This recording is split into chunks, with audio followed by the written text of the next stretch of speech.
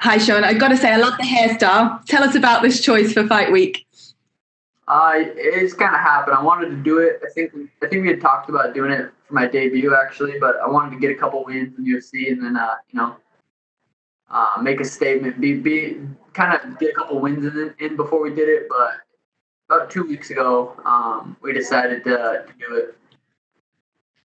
Well, it certainly looks good, and it's definitely a statement. Look, you have been making a statement in the UFC so far, and you said that you want a viral knockout, a knockout that's going to go viral against Eddie Wineland. What does that look like? Talk us through how the perfect finish will look for you.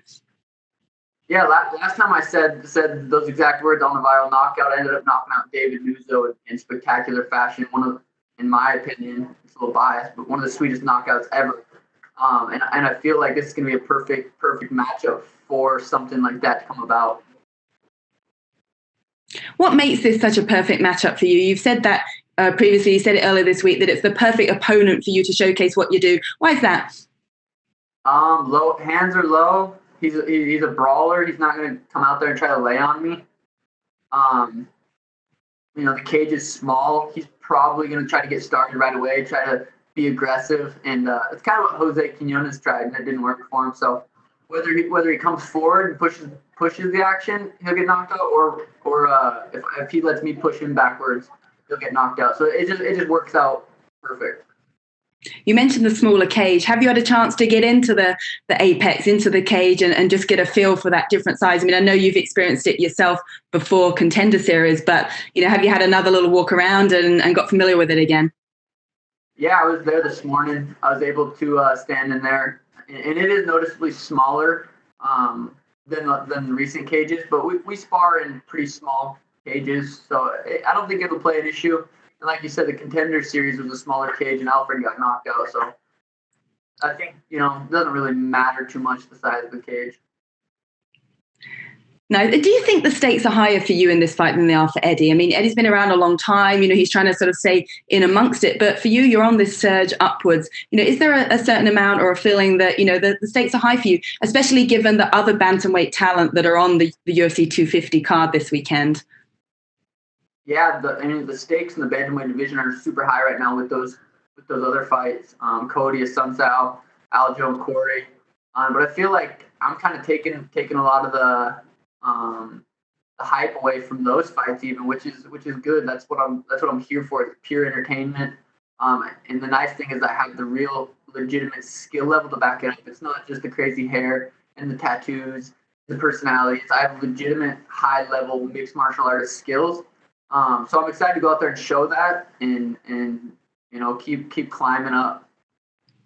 And what will a win here do for you in terms of climbing up? What sort of opponent do you think it gets you next? Have you allowed yourself to think ahead a little bit as to what name you might call out if you get that opportunity on the mic afterwards?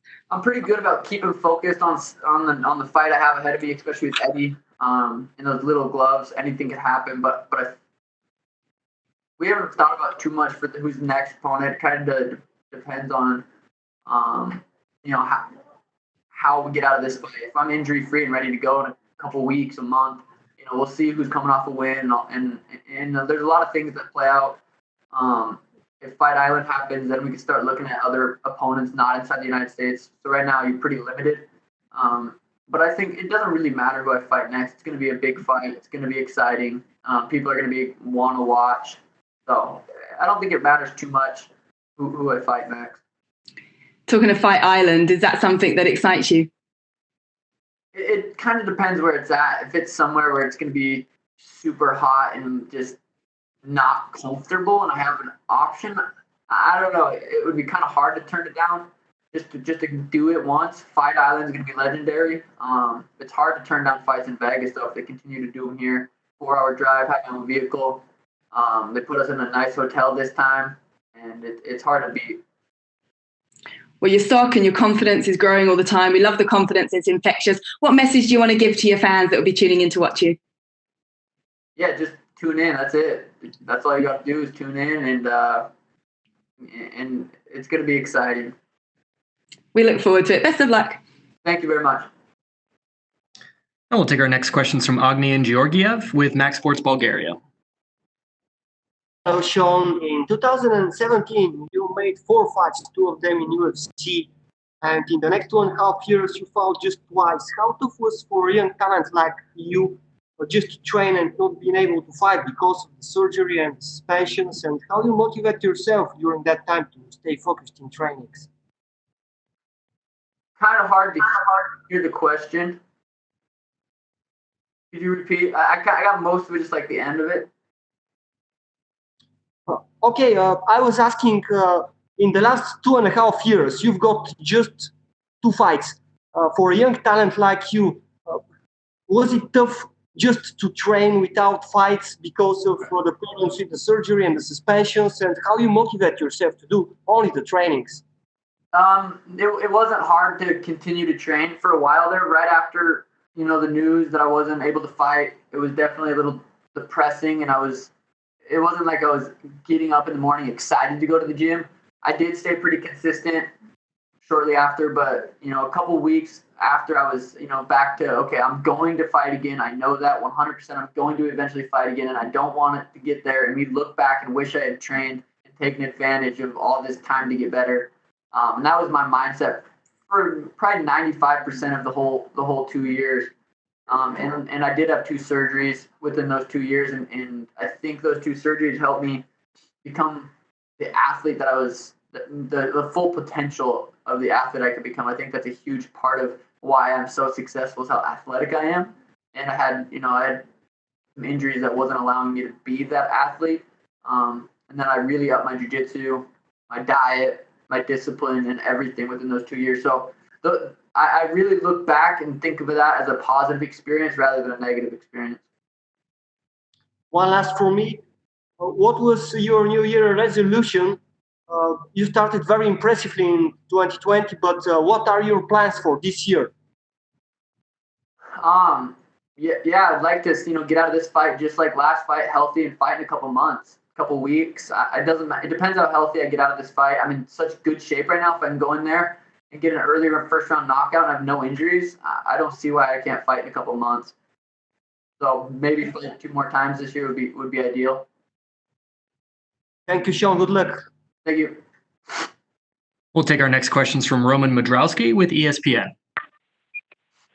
Hi, Sean. Hey, I want to get your thoughts on how you see the Sandhagen-Sterling fight unfolding, and I want to see what your prediction for that one is.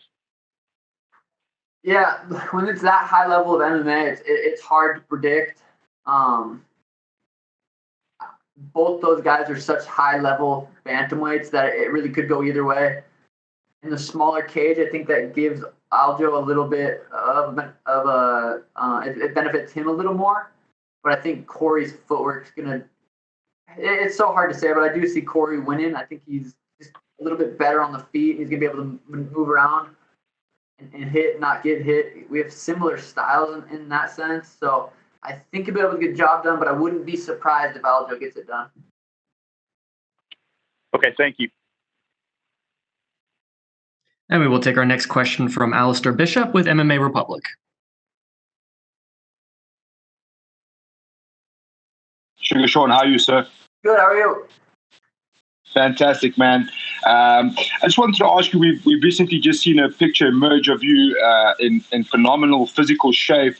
And the question that came straight to mind is, you're obviously a taller guy, way taller than the average bantamweight.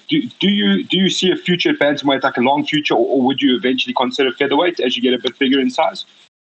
My mindset right now is I want to become champ, and I want to defend the belt, and I want to be the best bantamweight ever before I move up to featherweight. But it's hard to say, in the next 5 years I could put on too much weight just naturally and have to make that move up. I want to make an intelligent decision. I don't want to get stuck in the mindset of I have to be the best bantamweight ever, because if I have to go up to featherweight, I have to. But right now I want to get that belt and defend it. And seeing that sort of shape that you're in, what is your weight cut been like?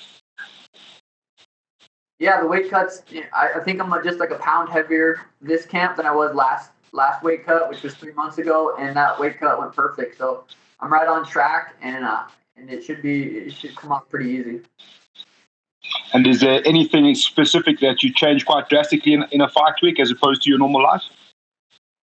No, this camp went just like last camp. I didn't spar as much, but with not sparring as much, I'm coming into this last fight. I think I said I was like 95% healthy. A couple little stingers from sparring. I don't have anything. I'm pretty much 100% going into this fight. So I didn't spar as much, but I'm more healthy. And I'll take that any day. And the last one from me, Sean, we heard Chase Cooper before. You mentioned time on the Contender Series. Do you think that mentally gives you a slight little advantage as to know what to expect in the Apex, having gone through the Contender Series? I don't know. It might affect some people. I don't see it. We're all fighters. He's a vet. I feel like a vet. I've had over 30 fights since I was 16 years old. I've fought in cages. I've fought in rings. I've fought in all different. I don't think it matters. We're both going to show up and fight, and I don't think the size of the cage is going to really play a difference too much. Fantastic. Thank you, and all the best. A lot of South Africa will be tuning in to watch you fight, and good luck, man. Thank you. I appreciate it. And we will take our last set of questions from Rodney Edgar with Cageside Press. Hey, what's up? I know we're running out of time here, so I'll just keep it brief. So you talked about lack of sparring, man. Tell me a little bit more about that. Is this something that's new to your training camps? And if so, why take that approach? I wouldn't consider it a lack of sparring. I don't know. I guess what's the definition of the lack? It sounds like almost like a negative thing. It wasn't. Like I said, I'd rather spar a little bit less and be more healthy. It's a mental thing for a lot of people. Sparring, like, did I spar? Did I go hard? I just had a full training camp 3 months ago and literally didn't get out of shape. I sparred. It's not like I didn't spar at all. I definitely sparred every Saturday leading up to it. I just wasn't doing. I wasn't sparring on Wednesdays. I was sparring once a week, and it was actually really nice, really beneficial because you spar Wednesday and Saturday. You get injured a little bit Wednesday. It affects your Thursday, Friday, and then you're sparring Saturday with a little injury, and that affects the next week. So I was able to have a really, really healthy camp, this fight camp, which is pretty rare if you talk to most fighters. And I didn't feel the need to get hit in the head more. I think I probably will continue to do my camps like that. I talked to you before the last fight there at the Apex, and we both agreed that, hey, this was a tall order because you had the layoff. But then when you got in there, you had an amazing performance. I know every time that you win, it kind of just gives you a buzz, gives you a pep in your step, and that compounds with each win.